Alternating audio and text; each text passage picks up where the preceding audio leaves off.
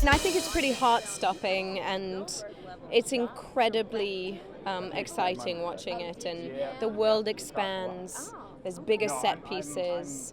It's really an exhilarating experience watching it. We really needed this when this world expands, how did other people fare in this climate? And so you find out, through Killian's character and Jaimin Hansu, and we're just so fortunate to have worked with those actors because we needed someone of Killian's sort of ability and dexterity as an actor, to come in and just knock it out of the park, and he's incredible in the movie and a sweetheart, so it was wonderful to invite him and Jaimin into the family. I think the stakes get higher for her. I think that her maternal sort of ferocity is tested to the limits, and I think now that because she's alone with these 3 children, one of which is a newborn baby, it's like, how is she going to keep them alive? Now that she has no home, she has no partner, where does she go? What does she do? So it's really exciting for me to play her in this new dimension. I think ultimately I don't think this is a sort of superficial scare fest. That's not what this is, and I don't even count it as a horror film, really.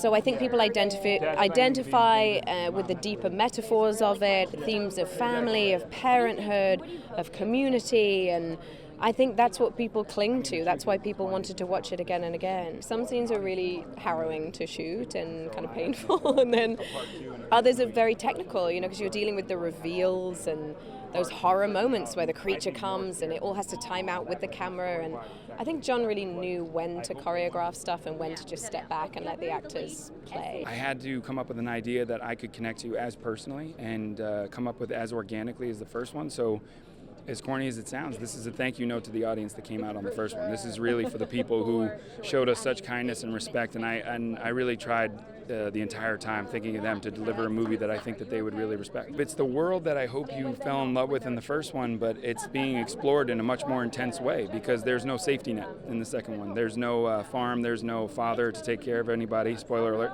And at the end of the day, I think that this is really about venturing out into the unknown, and I think it's about growing up, and I think it's about these kids taking the reins. And if the first movie was about parents for their kids, this is about kids for their parents. I'm so lucky to be a part of a cast like this, let alone helm a cast like this. And from Jaimin Hansu, who I've been a fan of forever.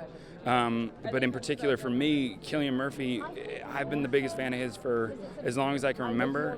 Even when I was a waiter, I was watching that guy and hoping I could be him one day. So the fact that he's in my movie, he's pulling off something that's very difficult. He's playing in a morally ambiguous character, a hopefully heroic character, and someone that you may or may not trust. And I think that that's really hard to do. And I just can't believe I got one of the best. I think you're going to be really scared. The truth is, I think, again, organically, you're more scared because you care about these characters. In the first movie, you were getting to know them. Now you know them. You don't want anything to happen to them. The sound's much more intense because you know the rules of sound. And so it's almost like my point was to make the audience part of the movie. And because they were part of the first one, I put them in the seat of the second one, and now they're actually walking through the world just like Emily and the other cast members.